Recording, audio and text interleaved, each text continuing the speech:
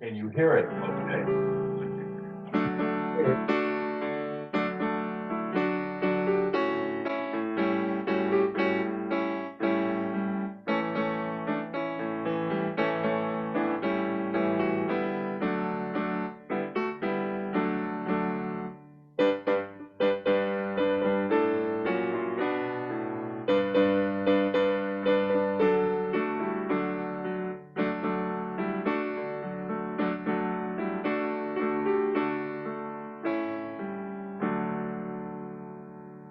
The magic of Eric, it all happens, right? Well, welcome, welcome. It's wonderful to see you who have come here today. And I wish I could run back there and see the faces of all of you on Zoom, but I'll stand up here.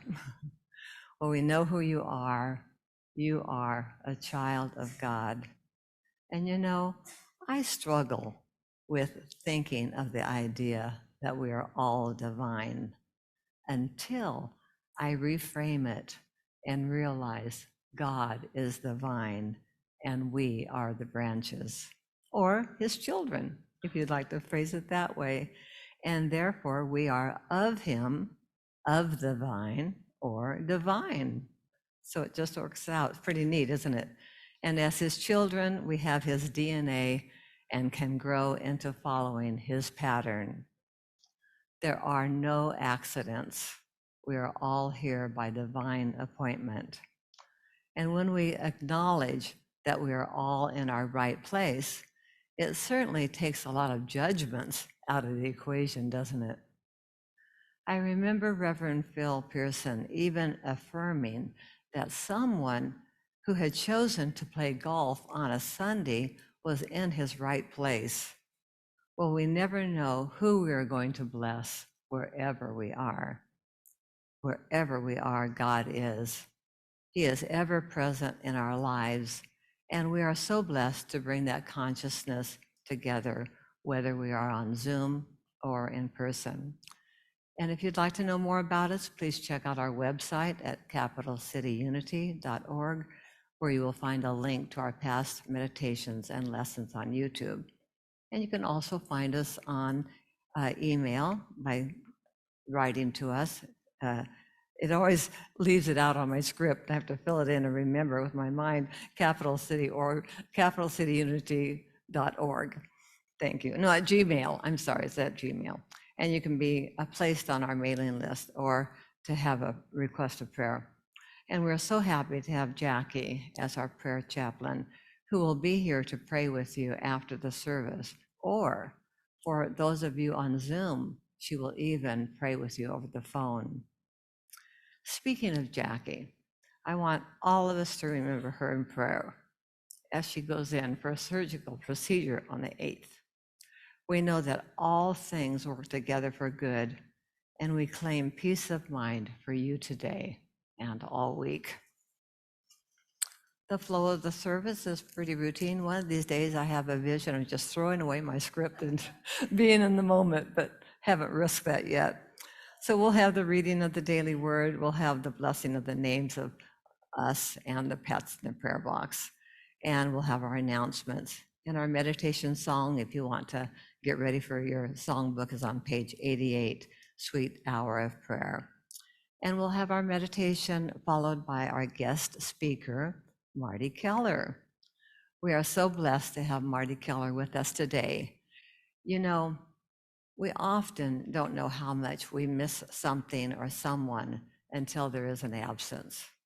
It seems like I am learning more about the depth of Marty's life journey by checking out his accountability podcast with John Donovan on YouTube.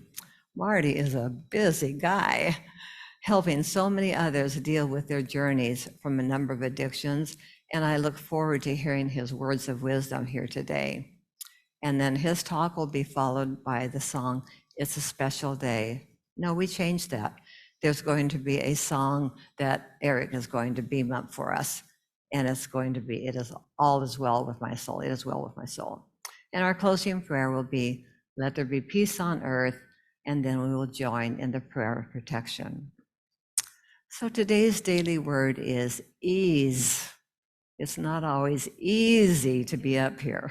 It's not always easy to come and be here in person. It's not always easy maybe to get the link and be on Zoom, but I'm thankful that you all work towards that goal.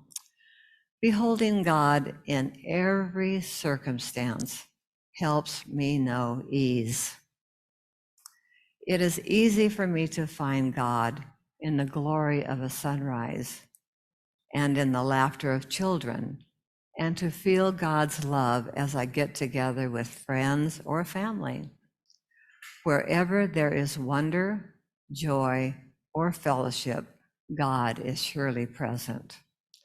I remember that God is just as surely present when my responsibilities feel overwhelming, when conflict arises in a relationship, or when it feels as though there isn't enough of what I need.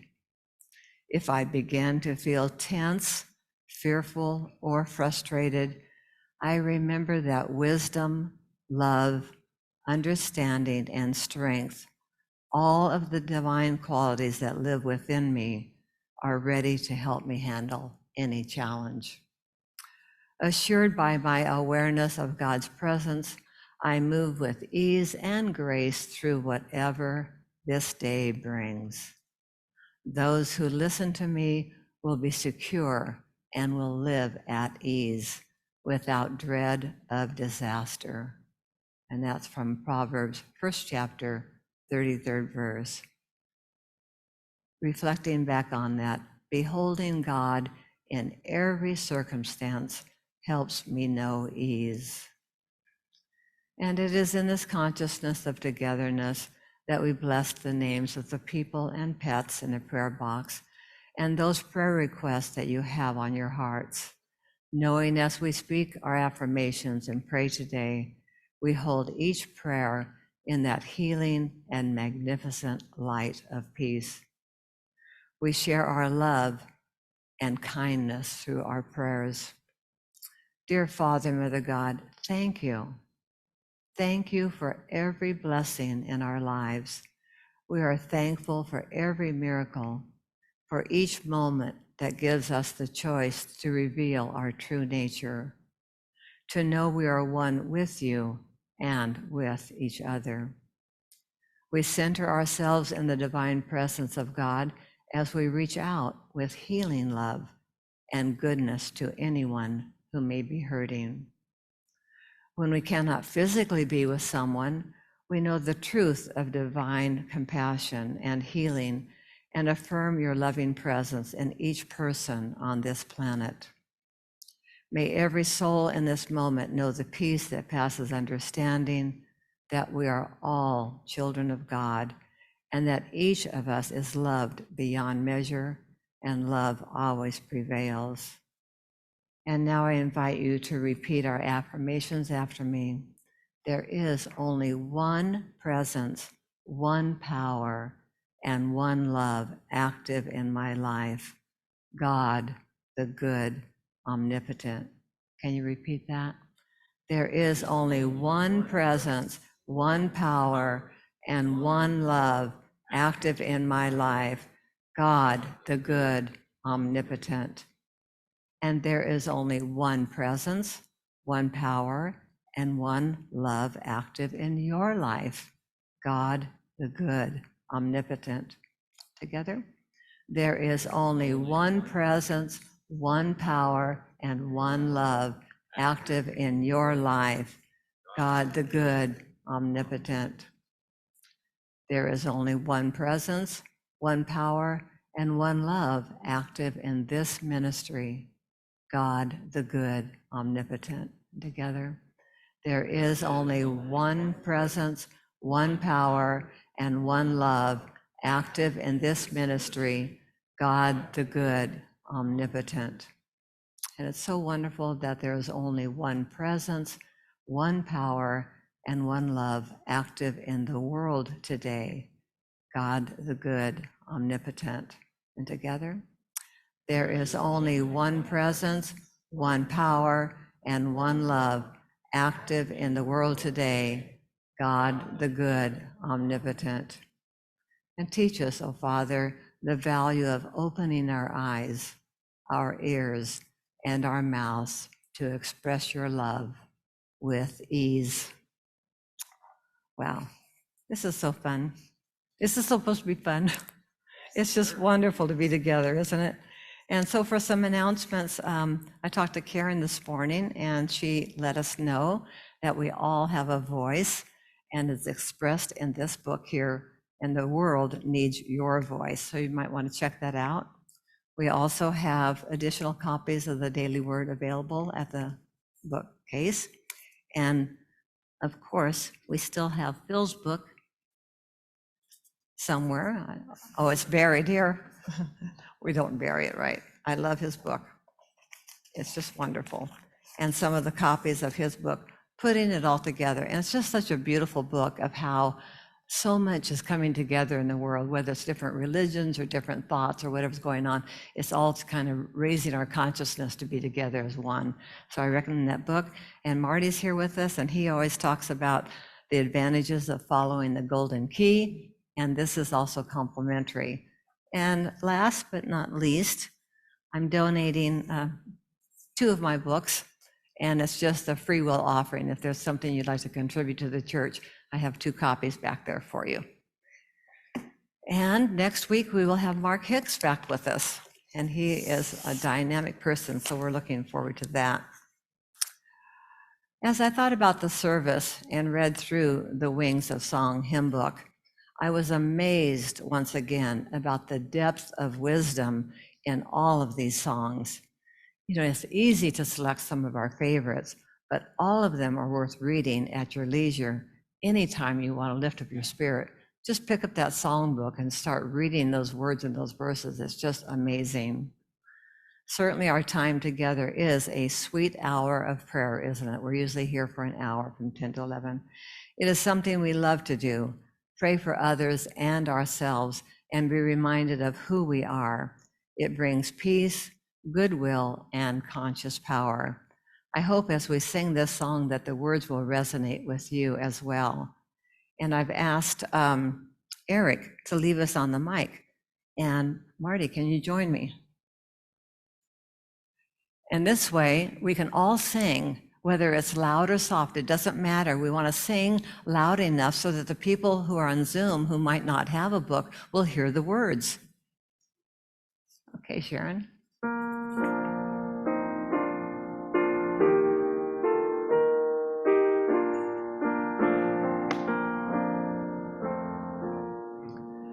Sweet hour of prayer, sweet hour of prayer, enfolded in the presence rare of one who fills with truth and light, the one who works with wondrous might.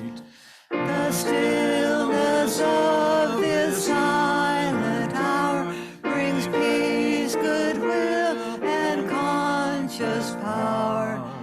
The time of silence is to me eternal joy and harmony. Sweet hour of prayer, sweet hour of prayer, in love with all men everywhere. The universe is but the whole of all that is in man's pure soul. Through Christ the truth I now behold, the brotherhood of man unfold. Man thinks this loving thought and feels the beauty Christ the truth reveals. Sweet hour of prayer, sweet hour of prayer, into the secret place repair. I feel that quickening life of thine, and know that thine is also mine. The light of truth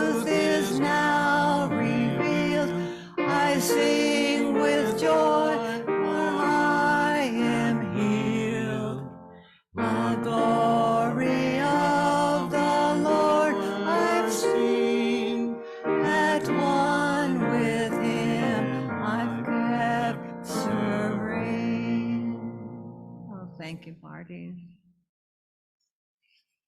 And as we quiet our minds and move into this time of meditation, it is wonderful to realize the power that exists as we come together in unison and appreciate that we are all here and on Zoom in the very presence of God.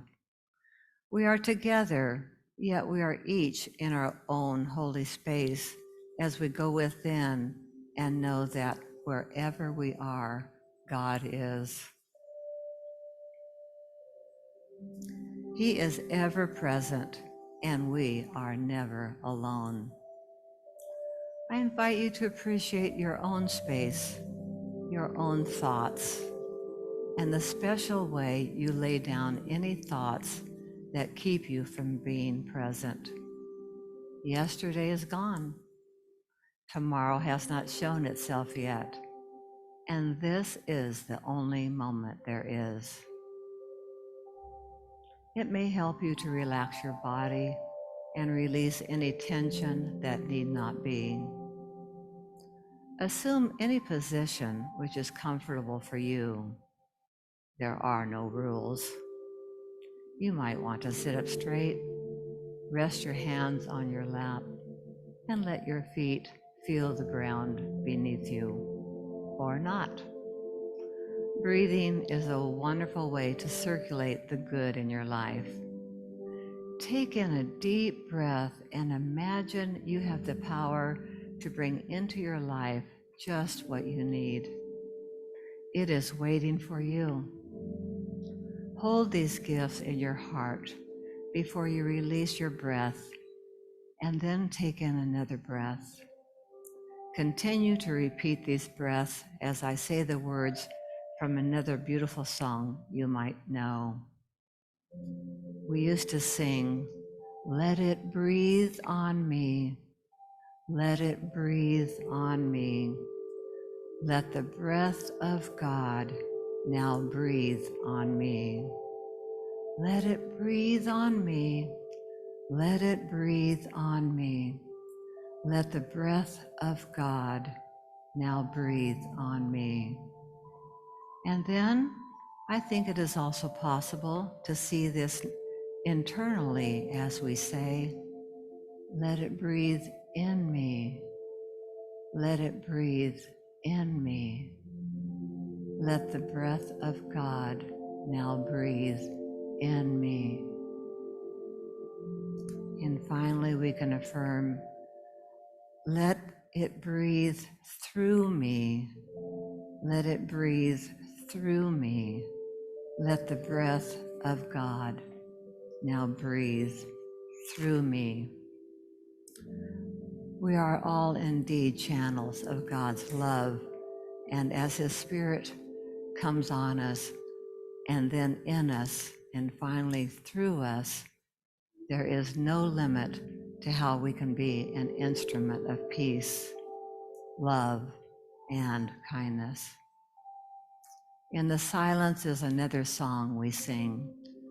In the silence, there is a sacred place, a sacred meeting place. Love is there. In the silence, where every color blends and every rainbow ends, good is there. In the light, now you will find that you know peace of mind. In the silence, your path is paved in gold, and all your dreams unfold. Love is there. Peace is there. Truth is there. God is there. What better place is there to be? Join me there in the silence.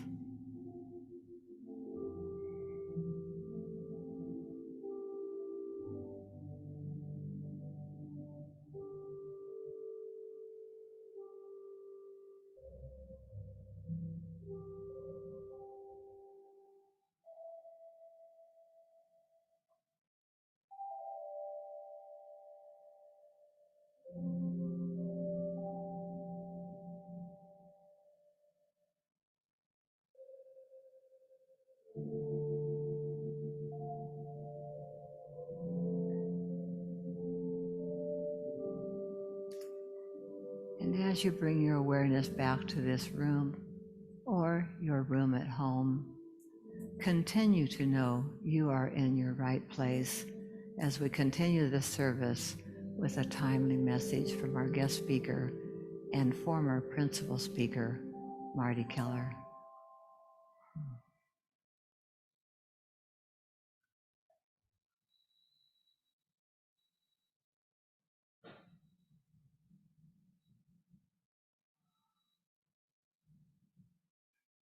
I'm gone for a month and everybody's on this side of the church. I don't like change. You know, I was listening to the meditation, I was thinking about the irony that we talk about going into the silence. The silence is the place where we hear the voice of God, and yet we have a service and we talk. So remember the time back at Christ Unity when Wayne Manning got up one Sunday and he said, once a year, instead of a talk, we just sit in the silence together. And he sat down for 20 minutes. And it was, I never felt so much squirming.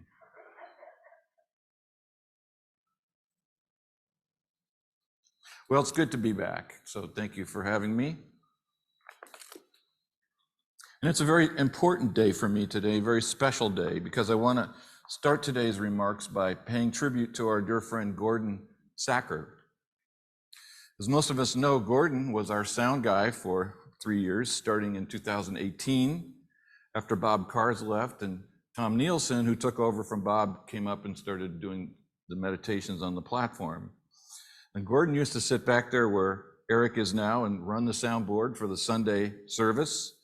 And in the days before COVID, he also recorded the service, edited and uploaded the audio to YouTube so that we had a permanent record of our Sunday experience. And when the pandemic came, he helped us figure out how to keep things going remotely, first on Uber Conference, and then as now on Zoom. And he worked with Sharon to record our hymns for Wings of Song so we could have music during our services remotely, and continued to manage the sound, the recording, and the posting to YouTube from his home in Roseville. Then in October of last year, he began to suffer dizzy spells and headaches. These became so acute that he went to the emergency room of his local hospital, where tests revealed that he had brain cancer. He underwent surgery in November to remove the tumors, but as so often is the case with cancer, it's impossible to assess whether all the cancer cells were caught. And so he underwent months of radiation and chemotherapy to see if he could reduce and completely eliminate the cancer. And so much of that time, his condition was stable. Eventually, he agreed to undertake an experimental therapy involving wearing a cap for most of the day that transmitted low-level electrical currents designed to continue to improve the reduction of the likelihood of the cancer returning. And then a month or so ago, he suffered a serious seizure that put him back in the hospital. And this caused him to lose control of the left side of his body and was the evidence of recurrence of cancer. His condition is very grave, and today he has been entered into hospice and he's back at home. And I understand he's listening to us right now. And during all this time, he has been under the constant care of his partner Cynthia, his children and grandchildren, along with neighbors and friends. Now, these are the kind of the facts, but this kind of information does very little to tell us about the man himself. So I would like to share with us what I've come to learn about this beautiful soul called Gordon. I think my first experience of Gordon is what all of us here who have known him experienced: his smile, his easygoing nature, his sense of humor, his dedication, his competence. Gordon is both reliable and curious, which is a wonderful combination for an amateur sound man. When he came to us, he had only just recently started studying sound production at American River College, having recently retired from years in the food business He used to be a manager at the Sacramento Natural Foods Co-op, among many things this man has done in his life. I heard yesterday that he was in the catering business for a while, and one of his proudest achievements was catering a big event for Hell's Angels up in Placer County, once upon a time. So when he discovered this possibility of this gig at Capital City Unity, he saw that as a great opportunity to apply the theory he was learning at ARC to the practice of actually producing and managing sound in a big room like this. But here's what most of us may not know. He joined us because he met Reverend Cherie, our previous minister, at a meeting of Soul Talk at which she was speaking. Soul Talk was a monthly gathering founded by members of Spiritual Life Center, where people got together to share deeply about their life experiences, challenges, breakthroughs. And after the event, Cherie struck up a conversation with Gordon and his friend John Merriman, in which it was Cherie talked about, we're looking for a new sound person, and Gordon volunteered that I'll be happy to do it. So what was Gordon doing at a gathering like Soul Talk? And this question offers us an indication of who this man really was and is at his core. And I share the following with the permission of his partner, Cynthia, and his daughter, Erica, along with Gordon himself. Because Gordon, like hundreds of thousands of us across this country and around the world, suffered from alcoholism. As a younger man, he found himself bewitched by the bottle, unable to break free of its debilitating effects. He would stop drinking by sheer willpower from time to time, but always found the temptation to start up again too powerful to resist. Then one day he was in a car with a young family member to help him learn how to drive, and they were pulled over by the police when he inadvertently ran a stop sign. Since the driver was underage, the cops held Gordon as the adult in the car responsible for the mistake. And unfortunately, or fortunately, depending on our point of view, Gordon had been drinking and so was charged with a DUI. Well, this turned out to be the last wake-up call he ever needed. Gordon told me that after that driving incident, he found himself on his knees, begging God for relief from his need to drink. And all of a sudden, he said, he felt the Spirit of God flow through his entire body. And I knew then, he said, that I was going to be okay. He found the confidence to go to an AA meeting where he began the road to recovery, and he's been clean and sober ever since.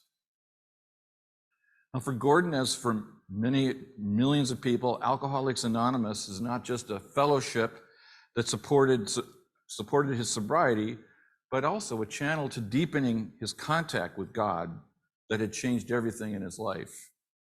He knew that his willingness to open himself to God's presence was all he needed to transcend his addiction and live the life he truly wanted. So after he'd been with us here for a while, he came to see how Unity's message cohered with his own journey. And last year, he said that he would like to give a talk some Sunday about his experience with the presence of God, how that encouraged him and taught him that he could let go and let God. I told him that would be wonderful, but you know how we humans are, we kind of just put off setting a date for it, and now it's just not going to happen. At least not verbally. But I want us to know today, here and now, that Gordon's faith in God's grace and love is total and unconditional. After his cancer diagnosis, we had several long talks about his attitude toward the disease. He told me that whatever happens, he knows that he is safe in God's hands. Of course, he didn't want cancer, but if he had to have it, he knew that there was something in it for him to learn from, that some grace was present in this challenge. He was willing to let what appeared to be a setback be a channel for something good. And all through the course of his ordeal, the surgery, the chemo, the radiation, the experimental cap, he has maintained a steady and remarkable faith in God's love God's attention, God's affection. Gordon is not a man to ask, "Why me, O God?" but rather to seek the good in all things because God is in all things. Now, it seems to me that Gordon has the faith of the centurion who came to Jesus to ask him to heal his servant who was suffering from palsy. Remember the story in Matthew? And when Jesus came into Capernaum, there came unto him a centurion, beseeching him and saying, "Lord, my servant lies in the house, sick of palsy, grievously tormented." And Jesus said unto him, "I will come and heal him." And the centurion answered, No, Lord, I am not worthy that you should come under my roof, but only say the word, and my servant will be healed. And when Jesus heard that, he marveled, and he said to them that followed him, "Verily I say unto you, I have not found so great a faith, no, in all of Israel." And Jesus said unto the centurion, "Go your way, as you have believed, so be it done unto you."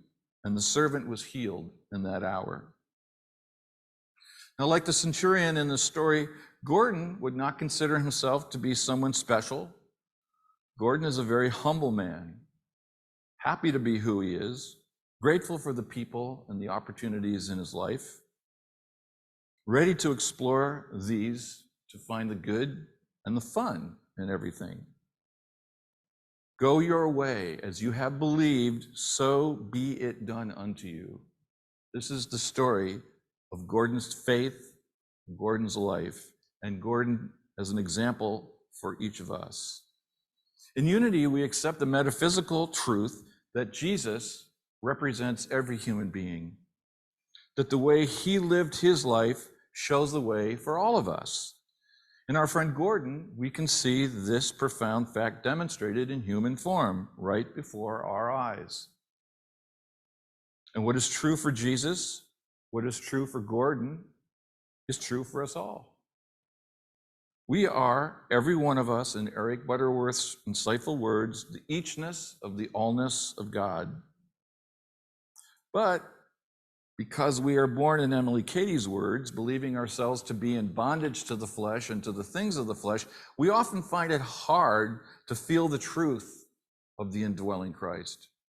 At least I do.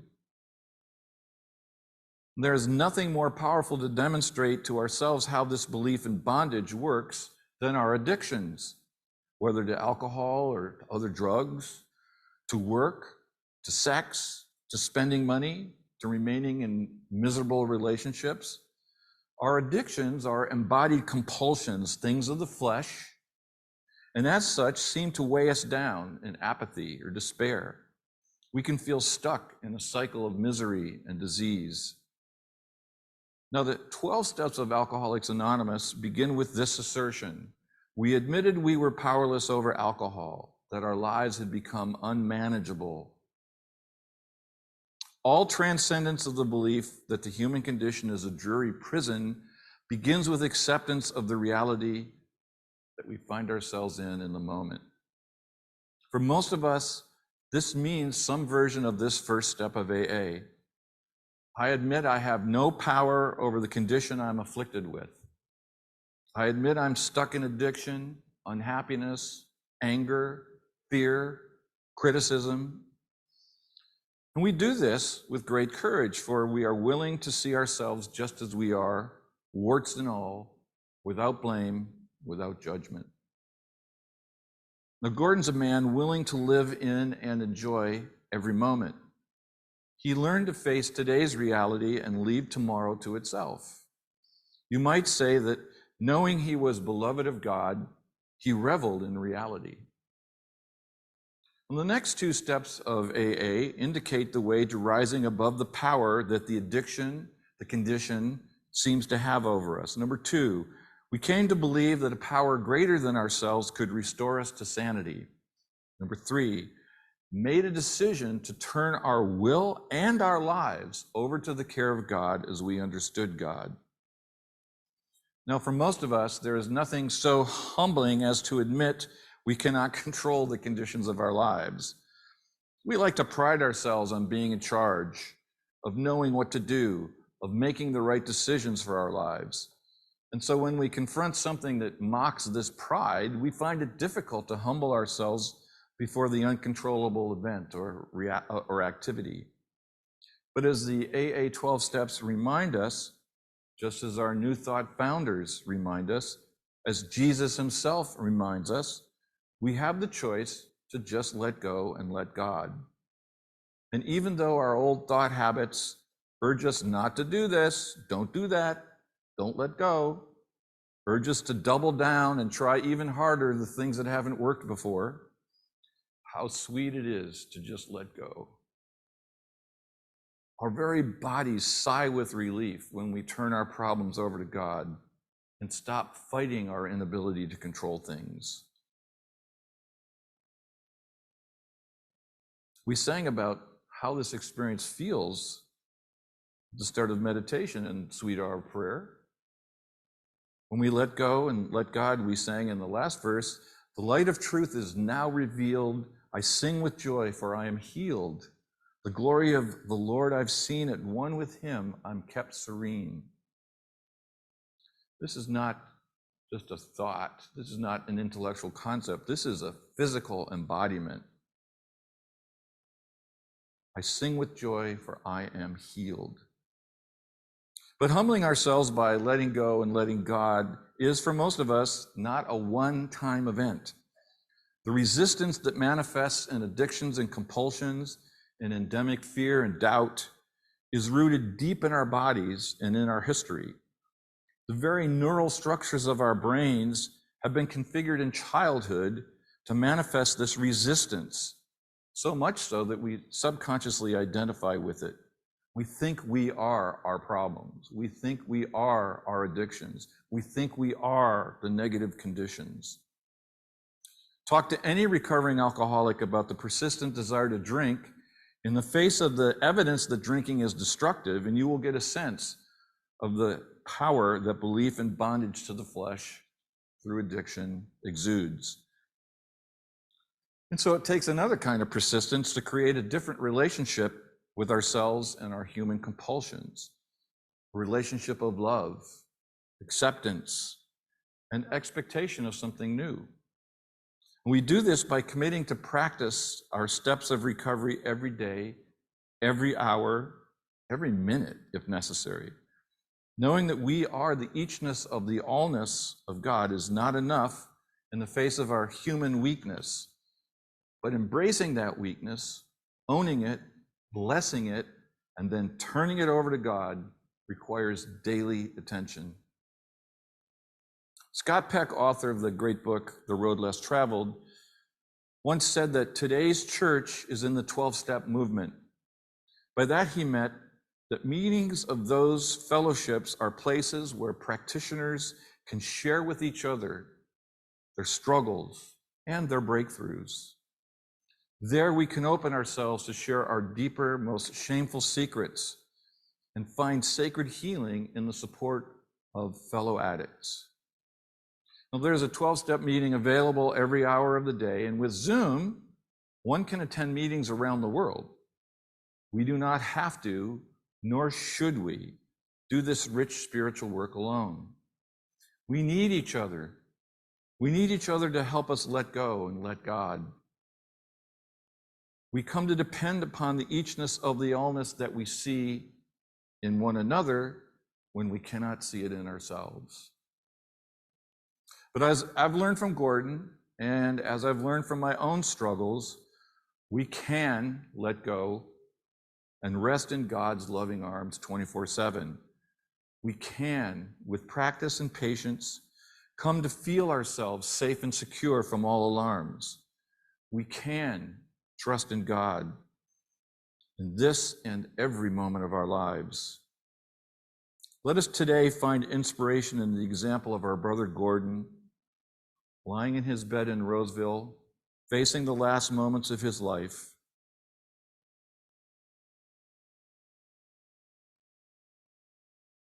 Let us find inspiration from Gordon and from all of us who have committed to knowing the wellness of our souls. No matter what storms may fall upon us, when we let God be God in us, it is always well with our souls. And so to our dear brother Gordon, thank you Thank you for showing us through your faith and your embrace of life that in the words of that moving hymn, whatever my lot, thou hast taught me to say, it is well with my soul.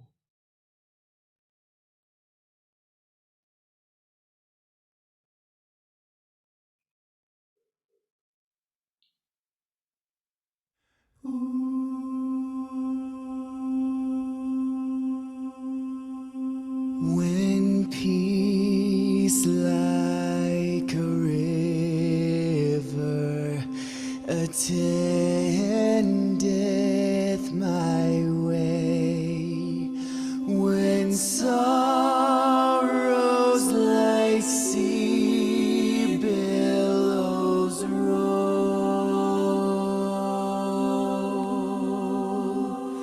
whatever my lot, thou hast taught me to say, it is well with my soul. But Lord, 'tis for thee, for thy coming we wait. The sky, not the grave, is our goal. Oh, trump of the angel, oh, voice of the Lord, blessed hope, blessed rest of my soul. It is well with my soul.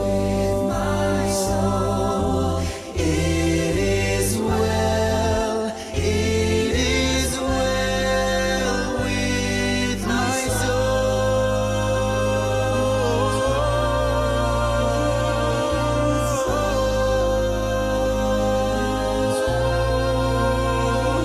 And Lord, haste the day when my face shall be sight, the clouds be rolled back as a scroll, the trumpet shall sound, and the Lord shall descend. Even so, it is well with my soul.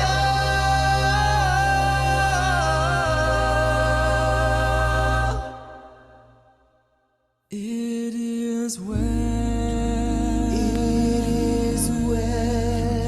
with my soul. It is well with my soul. It is well with my soul.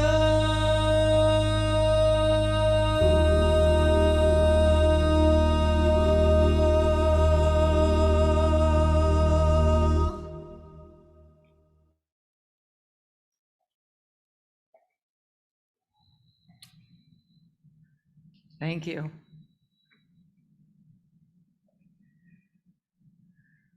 To give roses while we can smell them is a beautiful thing. Thank you, Gordon. And in that thankfulness, we gather to give our offering. There's so much we can give, our time, our talent, and our treasure. Not mutually exclusive. Thank you. Bless you.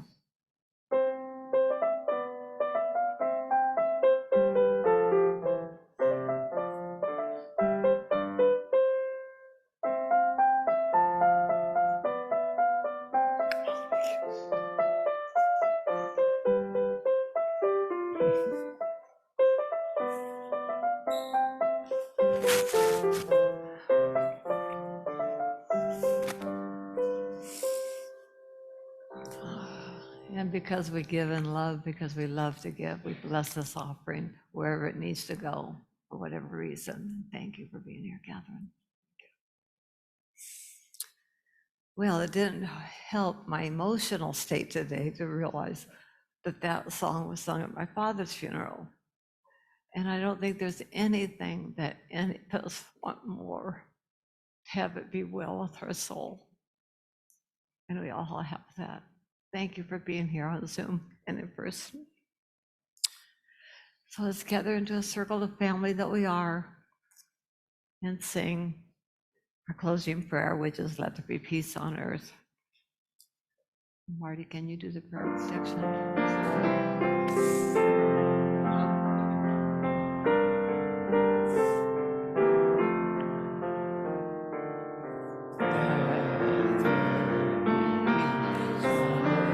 And let it begin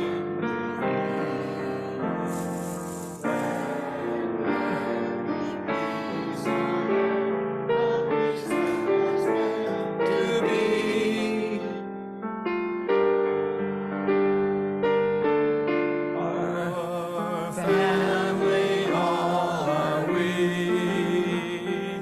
Let us walk with each other in perfect harmony. Let peace begin with me. Let this be the moment now. With every step I take, let this be my joyous vow. To take each moment and live each moment in peace eternally. Let there be peace on earth, and let it begin with me.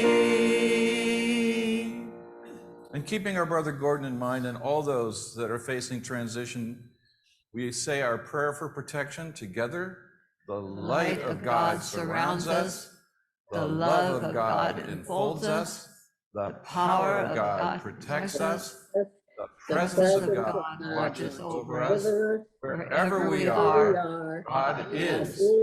all is well. Amen. God divine. Yeah. Our divine, Jim. Have a wonderful Labor Day. Be safe. Stay cool.